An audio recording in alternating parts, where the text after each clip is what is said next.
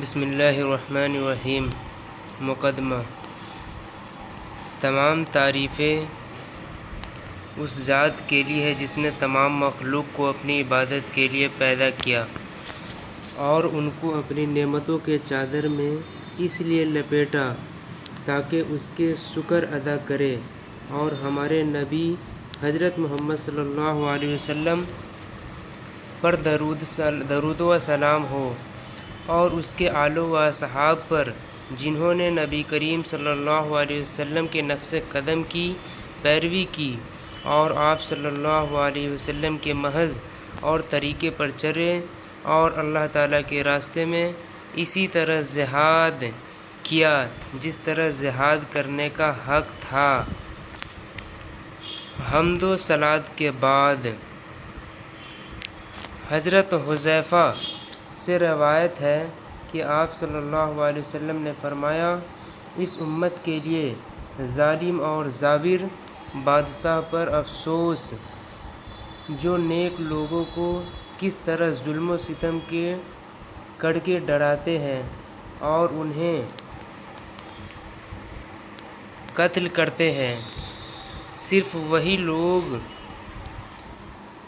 ان سے بچتے ہیں جو ان کی بات مانیں، مگر متقی مومن ان کے ساتھ زبانی گفتگو کے ذریعے معاملہ رکھے گا، مگر اس کا دل ان سے کوسوں دور بھاگے گا، لیکن جب اللہ دوبارہ اسلام کو زندہ کرے گا تو ہر ظالم و جبار کو ختم کر دے گا، کیونکہ وہ فساد کے بعد امت کی اصلاح پر قادر ہے۔ پھر فرمایا، اے حذیفہ، اگر دنیا کے ختم ہونے میں ایک دن بھی باقی ہو تو اللہ تعالیٰ اس دن کو لمبا کر کے میرے اہل بیت کے ایک شخص کو خلیفہ مقرر کر کے اس کے ہاتھ پر ملحم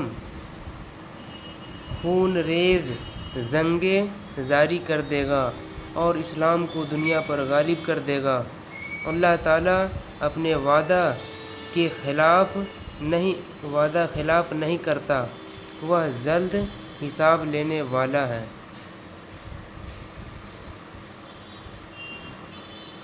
سال 1432 2011 میں عرب بہار کے نام سے جاری مظاہرے اور خراب صورتحال کے نتیجے میں کئی حکمرانوں کے حکومت کا گرنا، عوامی کی بے چینی اور سیاسی میدان کا قیادت سے خالی ہونا، زور و زبردستی کی بنیاد پر قائم حکومتوں کے مرحلے کے ختم ہونے کا اعلان ہے،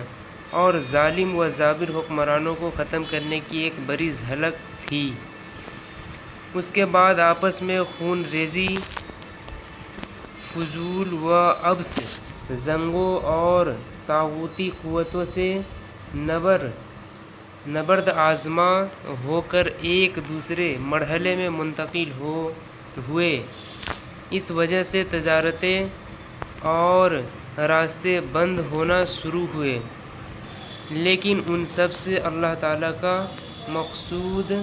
امام مہدی کی قیادت میں نبوی طرز پر قائم ہونے والی خلافت کا قیام ہے۔ فرمایا، اللہ تعالیٰ کا وعدہ قریب آ پہنچا ہے۔ یہ اللہ تعالیٰ کا وعدہ ہے اور اللہ تعالیٰ اپنے وعدہ کی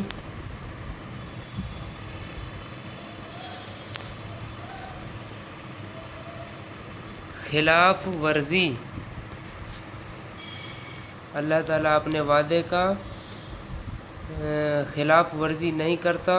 اور جلد حساب لینے والے ہیں۔